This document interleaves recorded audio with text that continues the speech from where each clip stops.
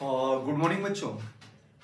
Elasticity पे हम एक सिंपल सा थोड़ा सा कंसेप्चुअल क्वेश्चन करते हैं, छोटा सा है। देख क्वेश्चन क्या कह रहा है। If a wire is stretched by 2%, then find the energy in wire per unit volume. इसका अर्थ है कि क्वेश्चन में पर यूनिट वॉल्यूम में स्टोर्ड एनर्जी आपको निकालना है। दैट इज क्वेश्चन में आपको फाइंड करना है बच्चों एनर्जी डेंसिटी। तो देखिए हम सिंपल सा फॉर्मूला यूज करेंगे, एनर्जी इन स्ट्रेच्ड वायर। बच्चों कैसे दिया जाता है, ये दिया जाता है 1/2 into stress in wire into a strain developed by a stress in wire into volume of the wire, ऐसे दिया जाता है।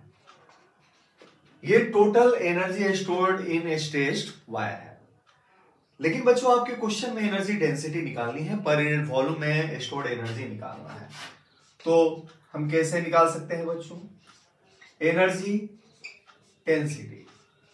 एनर्जी डेंसिटी कैसे मिलेगा, तो टोटल स्टोर्ड एनर्जी को वॉल्यूम से डिवाइड कर दें, तो ये हो जाएगा 1/2 इंटू स्ट्रेस इंटू स्ट्रेन। अच्छा, अब आपके क्वेश्चन में फोर्स, क्रॉस सेक्शनल एरिया, ये सब चीजें नहीं दे रखी है। इसका अर्थ है कि आपके क्वेश्चन में स्ट्रेस के बारे में कुछ नहीं कह रहा है।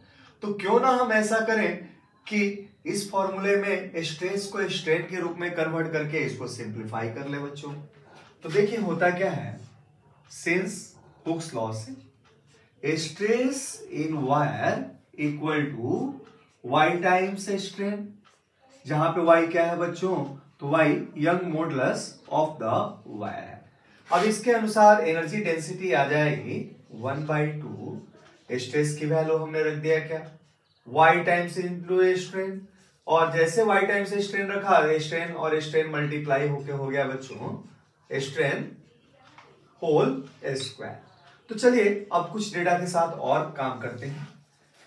अगर इस वायर का कैपिटल, अगर टोटल लेंथ एल मान लें, चेंज इन लेंथ अगर एल है, फ्रैक्शनल चेंज इन लेंथ हो जाएगा डेल्टा एल बाई एल, और इसको अगर 100 से बच्चों मल्टीप्लाई कर दें तो हमें परसेंटेज चेंज इन लेंथ मिल जाएगा।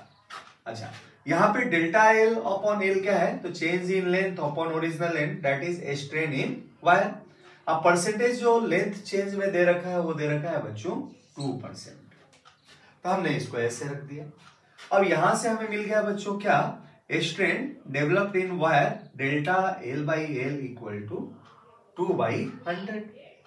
अब 2/100 हमने यहां पे रख दिया, तो बच्चों मिल गया 0.02। तो ये है आपका strain developed in the wire.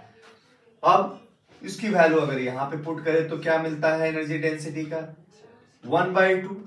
Young modulus question में दे रखा है 4 × 10⁸, और स्ट्रेन की वैल्यू है बच्चों कितना, 0.02, दैट इज 2 × 10⁻²। तो 2 × 10⁻², इसका होल स्क्वायर कर दिया, तो बच्चों मिल गया क्या, ये 1/2 इंटू 4 × 10⁸, और ये मिल गया 4 × 10⁻⁻4। अब आगे सॉल्व करें, 4 4 16/2 8 इंटू 10⁻⁻4 10⁻⁴, और ये यूनिट क्या हो जाएगी, तो डेंसिटी है एनर्जी की, तो जूल पर मीटर क्यूब। तो ये एनर्जी डेंसिटी है वायर के अंदर जो उसके अंदर स्टोर्ड है।